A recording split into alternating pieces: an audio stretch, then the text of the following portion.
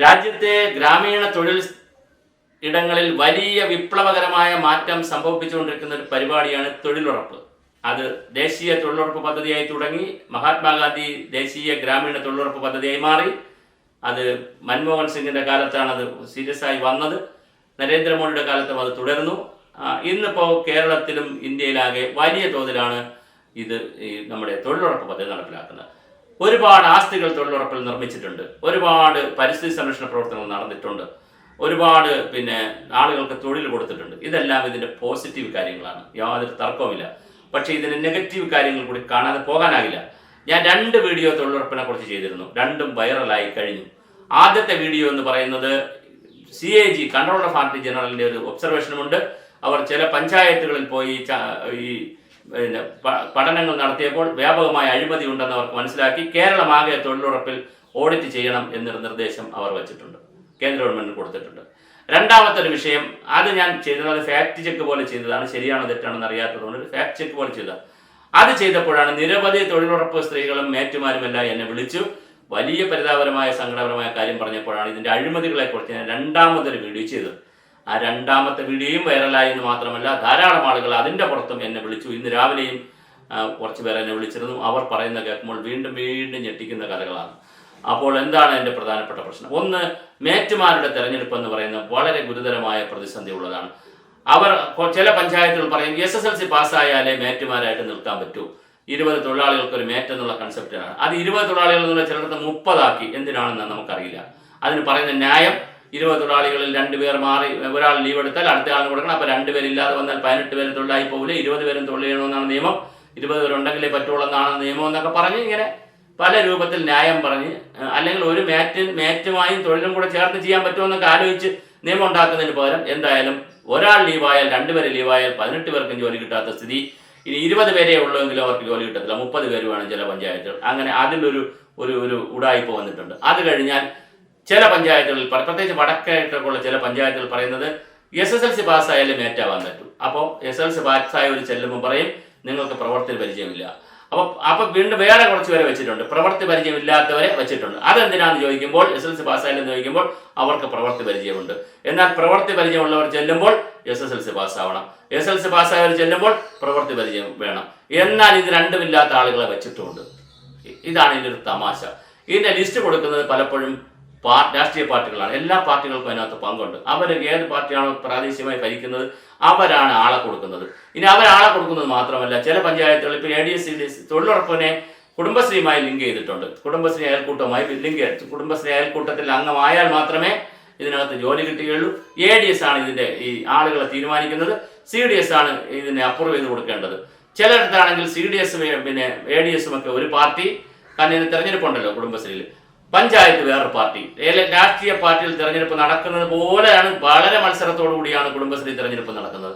അപ്പോൾ അതിൽ പിടിച്ചെടുക്കലൊക്കെ ഉണ്ട്, അതിനകത്ത് വലിയ വിഷയമാണ്. അപ്പോൾ ആ തരത്തിൽ ചെയ്യുമ്പോൾ ചിലരാണെങ്കിൽ പഞ്ചായത്ത് കമ്മിറ്റിയും CDS ഒരേ പാർട്ടിക്കാരായിരിക്കും. അപ്പോൾ എന്ത് ചെയ്യുമെന്ന് വെച്ചാൽ അവർ പഞ്ചായത്ത് മെമ്പർമാരും പ്രസിഡന്റുമാരും കൂടെ ഇല്ലാത്തൊരു അധികാരം ഉപയോഗിച്ചത് പഞ്ചായത്ത് കമ്മിറ്റിയോട് മേടിക്കും ആരെ മേറ്റുമാരെ വയ്ക്കണമെന്ന്. പിന്നെ അവരുടെ ഒരു പൂണ്ടുവിളയാട്ടമാണ്. ഇനി അത് ഇല്ലാത്ത സ്ഥലങ്ങളിൽ ADS CDSും പഞ്ചായത്തിന് 2 പാർട്ടിയാണെങ്കിൽ അവർ കൊടുക്കാതെ അവർ തന്നെ അങ്ങ് വയ്ക്കും ADS CDS. അപ്പോഴേ യുദ്ധം ആരംഭിക്കും പഞ്ചായത്തുകാരുമായിട്ടും മെമ്പർമായിട്ടും. അങ്ങനെ മേറ്റുമാരുടെ നിയമനത്തിൽ വ്യാപകമായ സ്വജനപക്ഷപാതം, അഴിമതി. ഇനി കുറച്ച് മേറ്റുമാർ, എല്ലാവരും അങ്ങനെയാണെന്നുള്ള അഭിപ്രായം എനിക്കില്ല സംസ്ഥാനത്ത്. കുറച്ച് മേറ്റുമാരെങ്കിലും തൊഴിലിടങ്ങളിൽ പോകാതിരിക്കുക. 10 പേരുണ്ടെങ്കിൽ അവരെ 20 പേരുണ്ടെങ്കിൽ അവരെ 2 സ്ഥലത്ത് നിർത്തുക.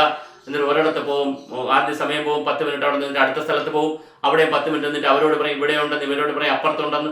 ഇതിന് 2 ഇടത്തും പറഞ്ഞതിന് ശേഷം വേറെ ജോലിക്ക് പോവുക, ഫുൾ ടൈം വേറെ ചെയ്യുന്നവർ മേറ്റായിട്ടിരിക്കുക. അങ്ങനെ പല രസമാണ് ഇതിനകത്ത്. എന്നിട്ട് ഇതിന്റെ മെഷർമെന്റ് ഒക്കെ എടുക്കണം. മെഷർമെന്റ് ഒക്കെ എടുക്കുമ്പോൾ മേറ്റുമാർ വെറുതെ നിന്നതിന് ശേഷം ഈ രാവിലെ മുതൽ വൈകുന്നേരം വരെ സത്യസന്ധമായ തൊഴിലെടുത്ത സ്ത്രീകളെ കൊണ്ട് തന്നെ വീണ്ടും, ഇതിനകത്ത് പ്രായമായവരൊക്കെയാണ് കൂടുതൽ വരുന്നത്. ആ സ്ത്രീകളെ കൊണ്ട് ചെറിയ ശമ്പളമാണല്ലോ, പൈസയാണ്, തുകയാണല്ലോ നോൺ പോലെ കൊടുക്കുന്നത്. അപ്പോൾ വളരെ പ്രായമുള്ളവരൊക്കെയാണ് വരുന്നത്. അപ്പോൾ അവരെ കൊണ്ട് വീണ്ടും ജോലി എടുപ്പിക്കുക. എന്തെങ്കിലും ഒരു ശബ്ദം ചോദിച്ചു പോയാൽ, ഒന്ന് നോക്കിപ്പോയാൽ, ബോഡി ലാംഗ്വേജ് കൊണ്ട് നോക്കിപ്പോയാൽ പിന്നെ തൊഴിൽ കൊടുക്കാതിരിക്കുക, പിന്നെ ഭീഷണിപ്പെടുത്തുക. പിന്നെ വാട്സപ്പ് ഗ്രൂപ്പുകൾ ഉണ്ടാക്കി വെച്ചിട്ടുണ്ട്. അത് വളരെ മനോഹരമാണ്. അതിനകത്ത് പാർട്ടിക്കാരെയും കൂടി ചേർത്തിട്ടുണ്ടായിരിക്കും. അവർ വോയിസ് ഇടുക. പാർട്ടി പരിപാടികൾ വരുമ്പോൾ അതിനകത്ത് പറയുന്ന സമയത്ത് പറയുന്ന ഡ്രസ്സ് ഇട്ടുകൊണ്ട് പറയുന്നത്രയും സമയം പരിപാടികൾക്ക് ചെന്നിരിക്കണം. ഇലക്ഷൻ ക്യാമ്പയിനിൽ പോകണം. പറയുന്നവർക്ക് വോട്ട് കൊടുക്കാവൂ. ഇങ്ങനെ വളരെ സർവതന്ത്ര സ്വതന്ത്രമായി നടക്കേണ്ടുന്ന ഒരു പദ്ധതിയെ കുടുംബശ്രീയുമായി കെട്ടിയും പഞ്ചായത്തുമായിട്ട് കെട്ടിയും, എന്നാൽ പഞ്ചായത്തുമായിട്ടൊക്കെ ബന്ധം വേണം തീർച്ചയായിട്ടും. ഇതൊരു ഗ്രാമീണ തൊഴിലുറപ്പ് പദ്ധതിയാണ്. ഇത് വളരെ മനോഹരമായി ഗ്രാമവികസന വകുപ്പ് നടത്തിക്കൊണ്ട് വരേണ്ട ഒരു പദ്ധതിയാണ്.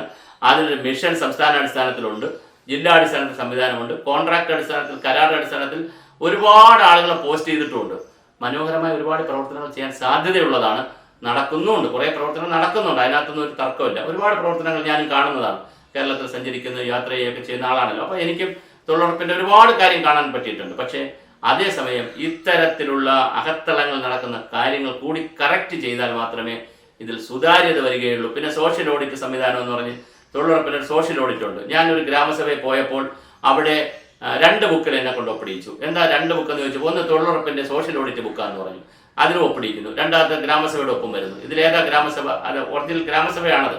പിന്നെ പഞ്ചായത്തിലെ ഗ്രാമസഭയാണ്, അതിനകത്തിൻ്റെ തൊഴിലുറപ്പുകാരെ ഈ ഒപ്പം കൂടെ ഇട്ട് തൊഴിലുറപ്പിൻ്റെ ഗ്രാമസഭകൾ കൂടാതിരിക്കുക, അതിൻ്റെ സോഷ്യൽ ഓഡിറ്റ് നടത്താതിരിക്കുക.